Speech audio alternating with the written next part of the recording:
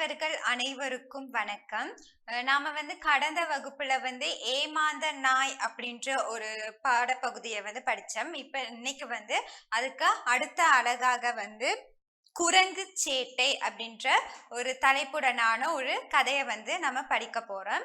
பொதுவாவே குரங்கு அப்படின்னு சொன்னா எல்லோருக்குமே அது எப்படி சேட்டை செய்யும் அப்படின்றது தெரியும். அப்ப இங்க குரங்கு என்ன செய்திருக்கு அப்படின்றது தான் இந்த பாடத்துல காணப்படுது. இப்ப இந்த பாடத்தை பார்ப்போம். மரங்கள் அடர்ந்த காட்டில் வானளாவிய மரங்கள் பல ஒன்றோடு ஒன்று நெருங்கி பின்னி கிடக்கின்றன. அப்ப ஒரு காடு, அந்த காட்டுல மரங்கள் அடர்ந்து காணப்படுது. அப்ப மரங்கள் ஒன்றோடு ஒன்று பின்னி பிணைந்து இருக்கிறதாக குறிப்பிடுறாங்க. மரக்கிளை ஒன்றில் ஒரு பெரிய குளவி கூடு தொங்குகின்றது. அது ஒரு கருங்குளவி கூடு. அக்குளவி கூட்டை ஓர் ஆண் குரங்கு கண்டது. ஆண் குரங்குக்கு கடுவன் என்று பெயர். அப்ப அங்க ஒரு மரக்கிளை ஒன்று இருக்குதான். அந்த மரக்கிளையில குளவி கூடு காணப்படுது. அப்ப அங்க இருந்த அந்த குளவி கருங்குளவி அப்படின்னு சொல்லி அழைக்கப்படுது. இப்ப இந்த குரங்கு என்ன செய்யுது அப்படின்னு சொல்லி சொன்னா, அந்த குளவி கூட்டுக்கு கல்ல இருக்குது. சரியா? அப்ப கல்ல எரிந்ததுக்கு பிறகு அந்த குளவி என்ன செய்யும், இந்த குரங்கை தாக்கும். அப்ப அந்த குரங்கு என்ன நிலையில இருந்தது அப்படின்றதான் இந்த பாடல் குறிப்பிடுது. அது ஒரு கருங்குளவி கூடு. அக்குளவி கூட்டை ஓர் ஆண் குரங்கு கண்டது.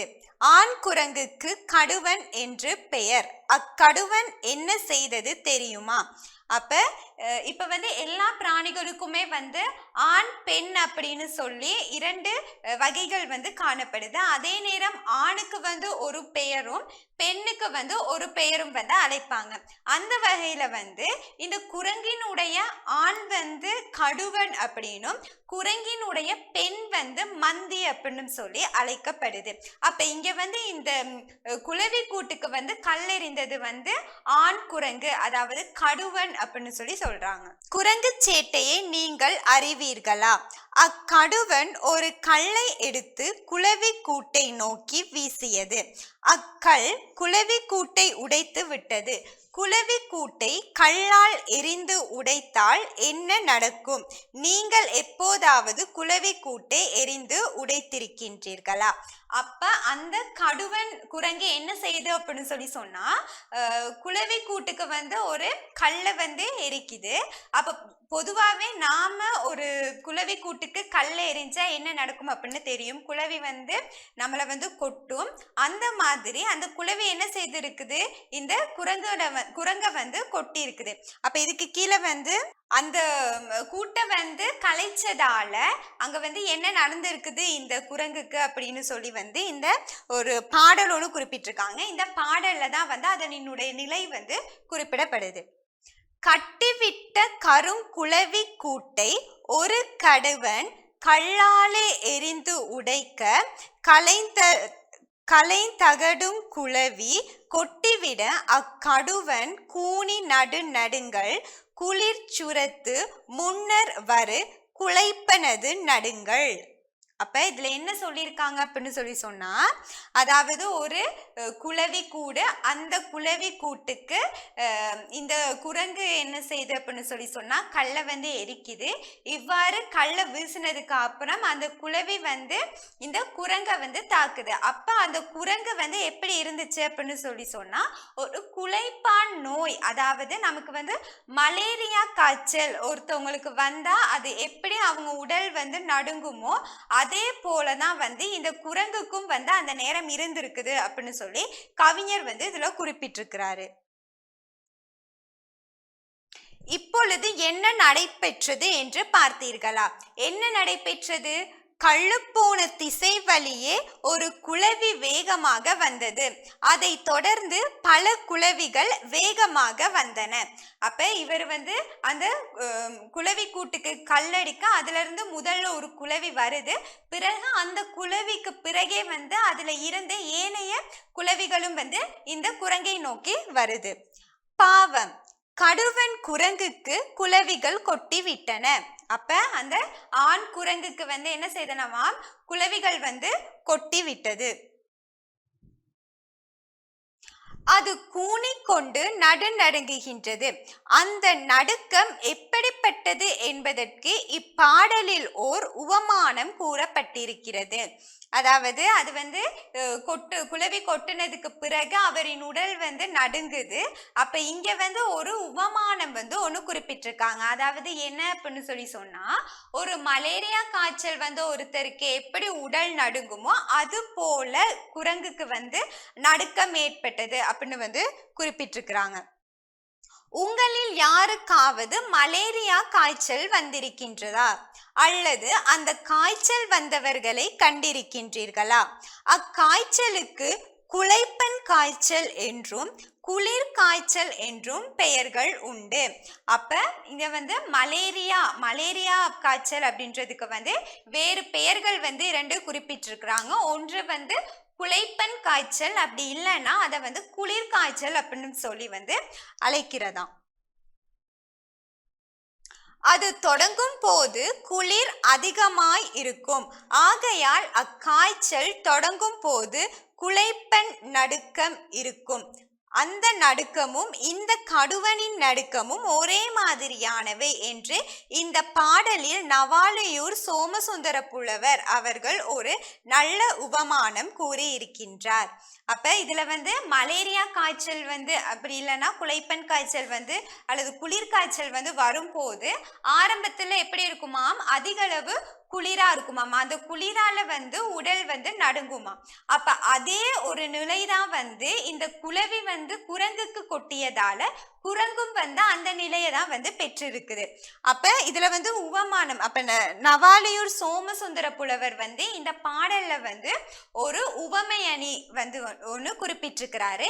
இப்ப நம்ம உவமையணி அப்படின்னு சொல்லும் போது ஒரு தெரிந்த பொருளை வைத்து தெரியாத பொருளை வந்து அறியறதை தான் வந்து நம்ம உவமையணி அப்படின்னு சொல்லி சொல்லுவோம். அப்ப இதுல வந்து உவமையணில வந்து உவமானம் உவமேயம் பொதுத்தன்மை அப்படின்னு சொல்லி காணப்படுது. அப்போ உவமானம் அப்படிங்கும் போது நமக்கு தெரிந்த பொருள். அப்ப இதுல நமக்கு தெரிந்தது என்ன, அதாவது ஒரு குளிர்காய்ச்சல் ஒன்று வந்தா எப்படி உடல் வந்து நடுங்கும் அப்படின்ற நிலை தான் வந்து உவமானம். உவமேயம் வந்து எதுக்கு அது உவமிக்கப்பட்டிருக்குதோ அந்த குரங்குக்கு ஏற்பட்ட நிலை, அந்த குரங்குக்கு ஏற்பட்ட நடுக்கம். பொதுத்தன்மை அப்படின்னு சொல்லும் போது இரண்டுக்குமே வந்து நடுக்கம் அப்படின்னு சொல்லப்படுது. அப்ப இது வந்து ஒரு பாடலா வந்து காணப்படுது. இதே மாதிரி இன்னொரு பாடல் வந்து ஒண்ணு குறிப்பிட்டிருக்கிறாங்க. அப்ப இது வந்து குரங்கினுடைய ஒரு சேட்டை. அதாவது என்ன, குளவி கூட்டுக்கு வந்து அவங்க வந்து கல்ல எரிஞ்சதால அந்த குளவி வந்து இந்த கடுவன் குரங்கை வந்து தாக்குது. அப்ப இது வந்து முதலாவது சேட்டை. இதுல வந்து இன்னொன்னு இரண்டாவது சேட்டை குறிப்பிட்டிருக்கிறாங்க. இன்னொரு முறை இப்பாடலை படித்து பாருங்கள். இது ஒரு குரங்குப்பட்ட பாடு. இன்னும் சில குரங்குகள் பாடுகின்ற பாட்டை இனி பார்ப்போம். ஒரு பெரிய மருத மரம் மிகவும் விசாலித்து வளர்ந்திருக்கின்றது. மந்திகள் மருத மர நிழலில் குந்தி காவடி எடுத்து ஆடுகின்றன. அப்ப இது வந்து ஒரு பெரிய மருத மரமா. அப்ப இங்க வந்து மந்தி அப்படின்னு சொல்லியிருக்காங்க. அப்ப மந்தி அப்படின்றது வந்து குரங்கினுடைய பெண்ணை தான் வந்து மந்தி அப்படின்னு சொல்றோம். அப்ப முதல் பாடல்ல வந்து கடுவனை பத்தி சொன்னாங்க. அதாவது குரங்கினுடைய ஆண் தான் வந்து கடுவன். அப்ப கடுவனினுடைய சேட்டையை வந்து சொல்லியிருக்காங்க. இந்த பாடல்ல வந்து குரங்கினுடைய பெண்ணான மந்தியை பற்றி அதனினுடைய சேட்டை வந்து குறிப்பிட்டிருக்கிறாங்க. அப்ப அங்க இருந்த மந்தி என்ன செஞ்சுச்சு அப்படின்னு சொல்லி சொன்னா, அந்த மரத்துக்கு கீழே வந்து குந்தி அப்படின்னு சொன்னா அமர்ந்து காவடி ஆட்டம் போல வந்து ஆடிக்கொண்டு இருந்தது. அந்த குரங்குகளின் கழுத்தில் இருப்பன யாவை? அவைகள் ஏன் துள்ளி துள்ளி விளையாடுகின்றன? ஏதோ சப்தமும் கேட்கிறதே. அப்ப அந்த குரங்குகளினுடைய கழுத்துல வந்து இருக்கிறது என்ன, அதே மாதிரி அதுகள் வந்து ஏன் துள்ளி துள்ளி விளையாடுது, அதே மாதிரி ஏதோ ஒரு சத்தமும் கேட்கிறதே அப்படின்னு சொல்லி சொல்றாங்க. முதலில் தா திமி திமித்தி என்ற சப்தம். அப்ப அந்த சத்தத்தை வந்து எப்படி சொல்றாங்க, முதல்ல தா, அடுத்து வந்து திமி, அதுக்கு பிறகு திமித்தி அப்படின்ற சப்தம் வந்து எழுப்புறதாக சொல்றாங்க. அதை தொடர்ந்து வாத்தியங்களின் ஓசை போன்ற சத்தம், அது ஒரு சத்தம்.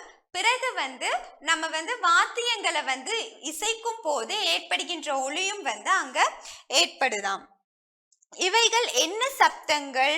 ஓ ஓ ஓகோ, அம்மந்திகள் காவடி ஆடுகின்றன. அக்காவடி ஆட்டத்தை பற்றி நவாலியூர் சோமசுந்தர புலவர் அவர்கள் என்ன சொல்லுகின்றார் பாருங்கள். அப்ப அவங்க என்ன செய்யறாங்க, அப்ப இந்த மந்திகள் வந்து காவடி ஆடுறாங்க அப்படின்னு சொல்றாங்க.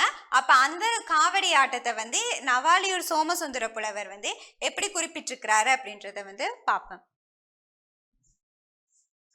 மாமருதின் நீழலிலே மந்தியினம் குந்தி மாதவர் என பெரிய காவடி எடுத்து தா திமித்தி என ஆடிவர நரிகள் சங்கினோடு காகளம் இசைந்து வருமன்றோ.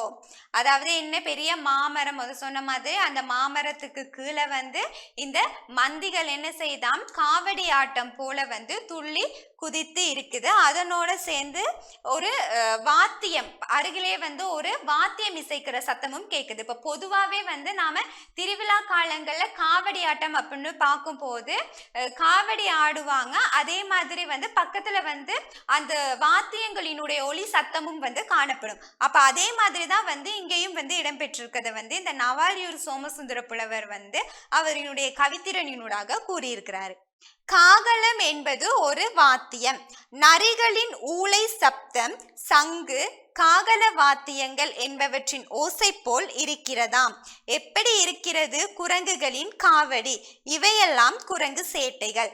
அப்ப அந்த அருகில இருக்கிறதுல வந்து காகளம் அப்படின்னு சொல்லியிருக்காங்க. அது வந்து ஒரு வாத்தியமாம். அப்ப அப்படி ஒரு வாத்தியம் வந்து இசைக்க இங்க வந்து காவடி ஆடுகின்றதாம். அப்ப இது வந்து இரண்டாவது சேட்டையாக வந்து குறிப்பிடப்படுது. அப்ப குரங்கினுடைய சேட்டைகள் வந்து இதுல இரண்டு பாடல்களினூடாக, அதாவது நவாலியூர் சோமசுந்தர புலவரினுடைய இரண்டு பாடல்களினூடாக இரண்டு குரங்குகளினுடைய சேட்டைகள் வந்து குறிப்பிடப்படுது. இப்ப இந்த இதுல வந்து காணப்படுற அரும்பதங்கள் அப்படின்னு பார்க்கும்போது வானலாவிய மிகவும் உயரமாக வளர்ந்த, அதே மாதிரி கடுவன் அப்படின்னு சொல்லும் போது ஆண் குரங்கு, கொட்டுதல் அப்படின்னு சொன்னா குளவி வந்து கடிக்கிறத வந்து நம்ம கொட்டுதல் அப்படின்னு சொல்லுவோம். அதே மாதிரி மந்தி அப்படின்னு சொன்னா குரங்கினுடைய பெண்பால தான் வந்து நம்ம மந்தி அப்படின்னு சொல்லுவோம். அதே மாதிரி சப்தம் அப்படின்னு சொல்லும் போது அது வந்து ஒலி, அதாவது சத்தத்தை வந்து குறிக்குது. பின்வரும் வினாக்களுக்கு விடை எழுதுக. முதலாவது கேள்வி வந்து மரத்தில் தொங்கிய குளவி கூட்டின் பெயர் என்ன? அது என்னது? கருங்குளவி அப்படின்னு அழைக்காங்க. இரண்டாவது வந்து ஆண் குரங்கையும் பெண் குரங்கையும் எவ்வாறு அழைப்பர்? அப்ப ஆண் குரங்கு வந்து கடுவன் அப்படின்னு அழைக்கப்படுது, பெண் குரங்கு வந்து மந்தி அப்படின்னு அழைக்கப்படுது. குரங்கின் சேட்டையாக கூறப்படும் விடயம் யாது? அப்ப இரண்டு பாடல்களினூடாக இரண்டு சேட்டைகள் வந்து குறிப்பிட்டிருந்தாங்க. ஒண்ணு வந்து என்ன, குளவி கூட்டுக்கு வந்து கல்லெறிக்கிறாங்க. இன்னொன்னு வந்து இந்த காவடி ஆட்டம், ஒலிகள் பக்கத்துல முழங்க அதே மாதிரி காவடி ஆட்டம் ஆடுறாங்க அப்படின்றத வந்து இங்க குறிப்பிடுறாங்க சேட்டையாக. அடுத்து வந்து குரங்கின் சேட்டைக்கு கிடைத்த பரிசு யாது? அதுக்கு வந்து என்னது? குரங்குக்கு வந்து குளவி கொட்டியது. மலேரியா காய்ச்சலை வேறு எவ்வாறு கூறுவர்? அது வந்து குலைப்பன் காய்ச்சல், அதே மாதிரி குளிர் காய்ச்சல் அப்படின்னு அழைக்கிறாங்க. குரங்கின் நடுக்கம் எதனுடன் தொடர்பு படுத்தி கூறப்படுகின்றது? அதாவது ஒருத்தவங்களுக்கு வந்து மலேரியா காய்ச்சல் வந்தா அது வந்து ஆரம்பத்துல அதிக குளிரா இருக்கும், அதுல எப்படி நடுங்குவார்களோ அதே போல வந்து இந்த குரங்குக்கும் நடுக்கம் ஏற்பட்டது அப்படின்னு குறிப்பிடுறாங்க.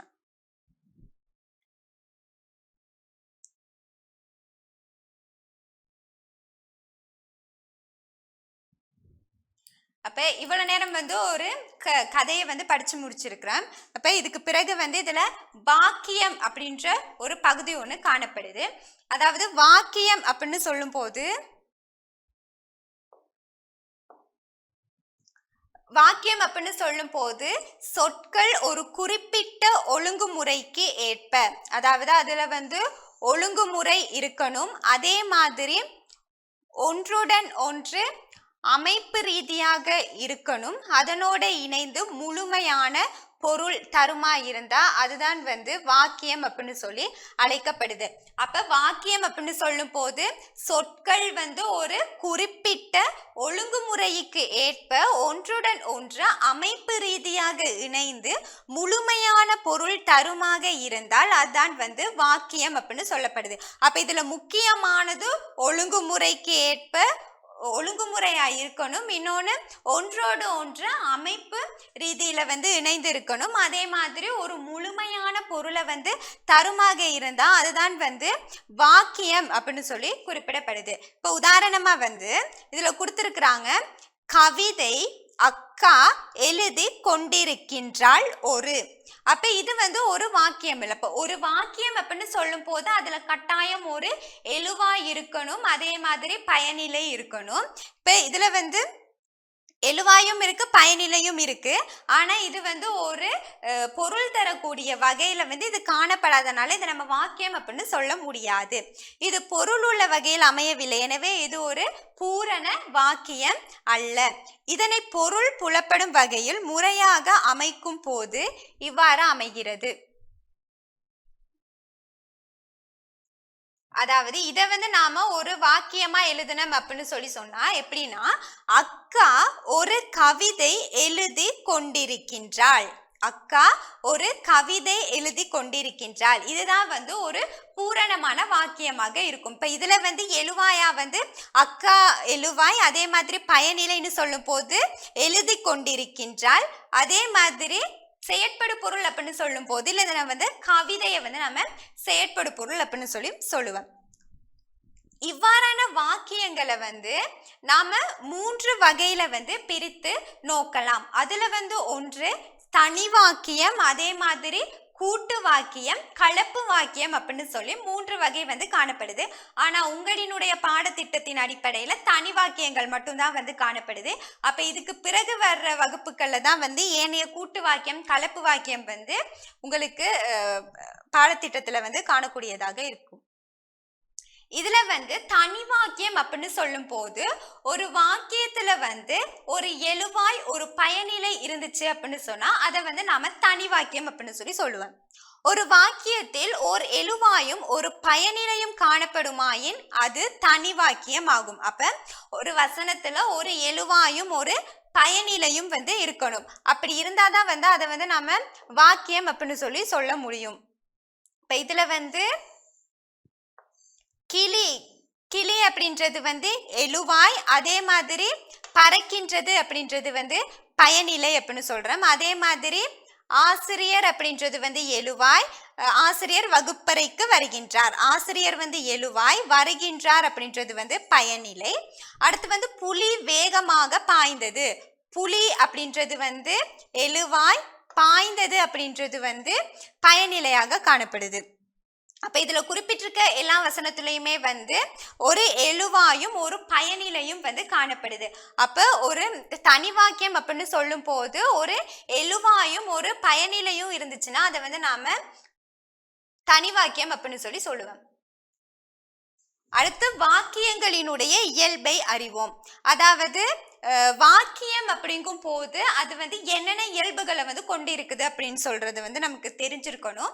முதலாவது வாக்கியம் அப்படிங்கும் போது பொதுவாக ஒரு எழுவாயும் ஒரு பயனிலையும் வந்து கட்டாயம் காணப்பட வேண்டும். இப்போ உதாரணமா சூரியன் உதிக்கிறது அப்படின்னு இருக்குது. அப்ப இதுல சூரியன் அப்படிங்கும் போது எழுவாய், உதிக்கிறது வந்து பயனிலை, ஆகவே இது வந்து ஒரு வாக்கியம் அப்படின்னு சொல்லலாம்.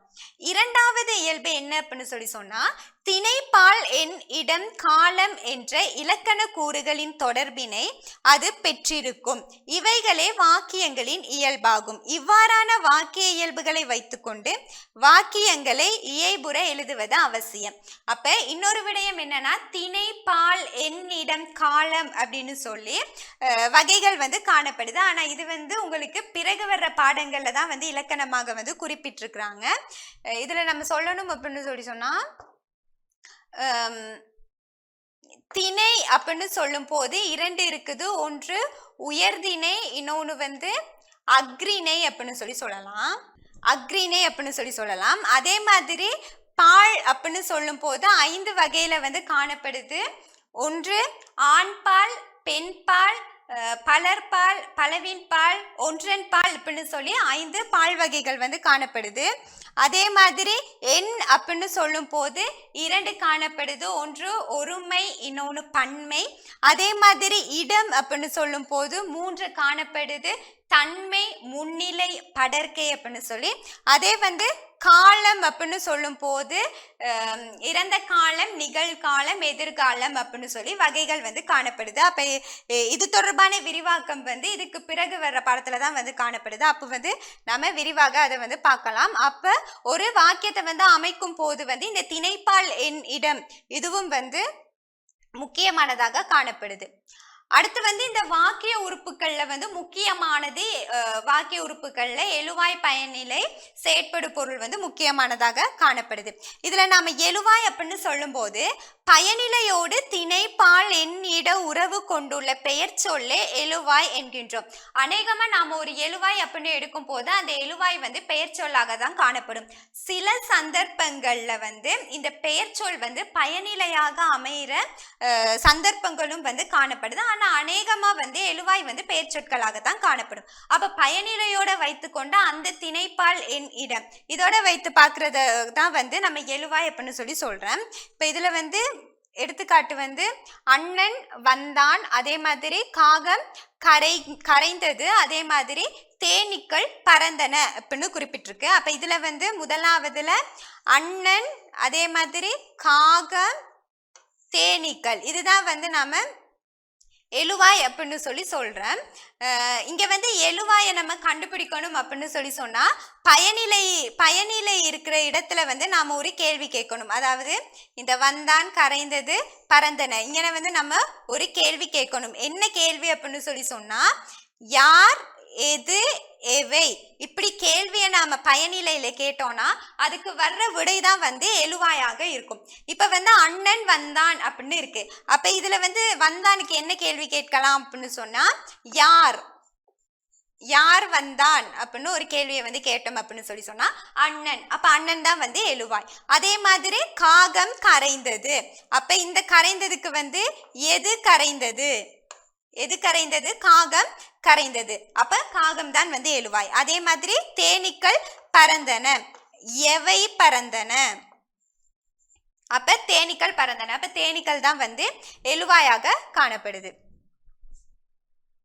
அப்போ ஒரு எழுவாயை வந்து கண்டுபிடிக்கணும் அப்படின்னு சொன்னா பயனிலையில வந்து யார், எது, எவை அப்படின்ற கேள்வியை வந்து கேட்க வேண்டும். அதுக்கு விடையாக வந்து எழுவாய் வரும். அப்ப இங்க வந்து யார் அப்படின்றதுக்கு பதிலாக எவை, எது என்ற வினாவையோ இல்ல எது அப்படின்றதுக்கு வந்து யார், எவை அப்படின்ற கேள்வியோ, அதே மாதிரி எவை அப்படின்ற கேட்க வேண்டிய இடத்துல யார், எது அப்படின்னு கேட்டாலும் அதுக்கான விடை வந்து வராது. அப்ப பயனிலையை வைத்துக்கொண்டு நாம எப்படி வந்து கேள்வியை கேட்கணும் அப்படின்றத வந்து நாம யோசிச்சு தான் வந்து அந்த கேள்வியை போட்டு விடையை வந்து அடுத்து வந்து பயனிலை அப்படின்னு சொல்லும் போது அது வினைமுற்றாக வந்து காணப்படும். சரியா, வினைமுற்றுதான் வந்து பயனிலை, முற்று பெறுகின்ற இடத்தை பயனிலை அப்படின்னு சொல்லி சொல்றேன். அப்போ ஒரு வாக்கியத்தின் கருத்து முற்று பெறுகின்ற இடம் பயனிலை ஆகும். இப்ப பயனிலை வந்து அநேகமாக என்னவா இருக்கும் சொன்னா வினை சொற்களாக இருக்கும். சில சந்தர்ப்பங்கள்ல பெயர் சொற்கள் வந்து இந்த பயனிலையாக அமைகின்ற சந்தர்ப்பங்களும் வந்து காணப்படுது. அதுக்கும் வந்து உதாரணம் வந்து கொடுத்திருக்கிறாங்க. இப்ப இதுல வந்து ரவி ஓடினான் அப்படின்னு குறிப்பிடப்பட்டிருக்குது. இப்ப இந்த ரவி ஓடினான் இதுல வந்து இந்த ஓடினான் அப்படின்றதுதான் வந்து வினைச்சொல்லாக காணப்படுது. அப்ப ஒரு வினைச்சொல் வந்து பயனிலையாக வந்து காணப்படும். அப்ப சில சந்தர்ப்பங்கள்ல வந்து பெயர் சொல்லும் வந்து பயனிலையாக காணப்படுது. அதுக்கு உதாரணம் தான் வந்து பாரதியார் சிறந்த புலவர் அப்படின்னு சொல்லி ஒன்று கொடுத்துருக்குறாங்க. இதுல பாரதியார் அப்படின்றது வந்து எழுவாய். இப்ப இங்க புலவர் அப்படின்றது வந்து பயனிலை. ஆனா இது வந்து என்னது, ஒரு பெயர் சொல்லாக காணப்படுது. அப்ப பயனிலை அப்படின்னு சொல்லும் போது கட்டாயம் வினைச்சொல் மட்டும்தான் வரும் அப்படின்னு சொல்ல முடியாது. சில சந்தர்ப்பங்கள்ல பெயர் சொற்களும் வந்து பயனிலையாக வரும். அதுக்கு உதாரணம் தான் வந்து இங்க குறிப்பிட்டிருக்காங்க. அப்ப மேலே குறிப்பிட்ட வாக்கியங்கள்ல வந்து ரவி, பாரதியார் இதால் ரெண்டுமே வந்து எழுவாய், ஓடினான் புலவர் அப்படின்ற இரண்டுமே வந்து பயனிலை அப்படின்னு சொல்லி சொல்லப்படுது. அடுத்து வந்து செயற்படு பொருள். ஒரு வாக்கியத்தில் வினைச்சொல்லின் செயற்பாட்டுக்கு உட்படும் பெயர் சொல்லே செயற்படு பொருள் அப்படின்னு சொல்லப்படுது. அதாவது வினைச்சொல், அந்த வினைச்சொல் அந்த செயலை செய்யறதுக்கு உட்படுகின்ற பெயர் சொல்ல தான் வந்து நாம செயற்படு பொருள் அப்படின்னு சொல்லி சொல்றேன். இப்ப இதுல வந்து நான் சோறு சாப்பிட்டேன் அப்படின்னு சொல்லி ஒரு வாக்கியம் வந்து கொடுத்துருக்குறாங்க.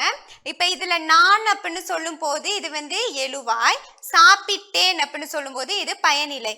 இப்ப எழுவாயை கண்டுபிடிக்கிறதுக்கு சாப்பிட்டேன், அப்ப யார் சாப்பிட்டது அப்படின்னு கேட்கும் போது விடை வந்து நான் அப்படின்னு சொல்லி வருது. அப்ப இதுதான் வந்து இங்கே எழுவாயா காணப்படும். அப்ப இது பயனிலை. அப்ப இந்த செயற்படு பொருளை எப்படி கண்டுபிடிக்கிறது அப்படின்னு சொல்லி பார்த்தோம்னு சொன்னா அதுக்கு வந்து நாம எதை அப்படின்ற ஒரு கேள்வியை வந்து கேட்கணும். அதாவது இந்த பயனிலையில வந்து எதை அப்படின்னு ஒரு கேள்வியை கேட்டோம் அப்படின்னு சொல்லி சொன்னா அதுக்கு வார விடை தான் வந்து செயற்படு பொருளாக வந்து காணப்படுது. சாப்பிட்டேன், எதை சாப்பிட்டேன்? சோறு சாப்பிட்டேன். அப்ப இந்த சோறு அப்படின்றது வந்து என்ன அப்படின்னு சொல்லி சொன்னா செயற்படு பொருளா வந்து காணப்படுது. இங்க சாப்பிட்டேன் என்ற சொல் பயனிலையாகவும் வினைச்சொல்லாகவும் அமைகிறது. அப்ப சாப்பிட்டேன் வந்து வினைச்சொல், அதே நேரம் பயனிலை. நான் அப்படின்றது பெயர் சொல், அதே நேரம் எழுவாய். அதே மாதிரி சோறு அப்படின்றது வந்து செயற்படு பொருளாக வந்து காணப்படுது. அப்ப இதுவரைக்கும் வந்து நம்ம ஒரு பாடமும் படித்தா அதுக்கு பிறகு வந்து வாக்கியம் பற்றியும் படித்து அதுக்கு பிறகு ஒரு இலக்கண பகுதியாக எழுவாய் பயனிலை செயற்படு பொருளும் வந்து படிச்சிருக்கோம். இதுக்கு பிறகு வந்து அடுத்த அலகை வந்து நம்ம அடுத்த வகுப்பில் வந்து தொடர்ந்து படிப்போம். அதுவரை உங்களிடமிருந்து விடை பெறுகின்றேன். நன்றி, வணக்கம்.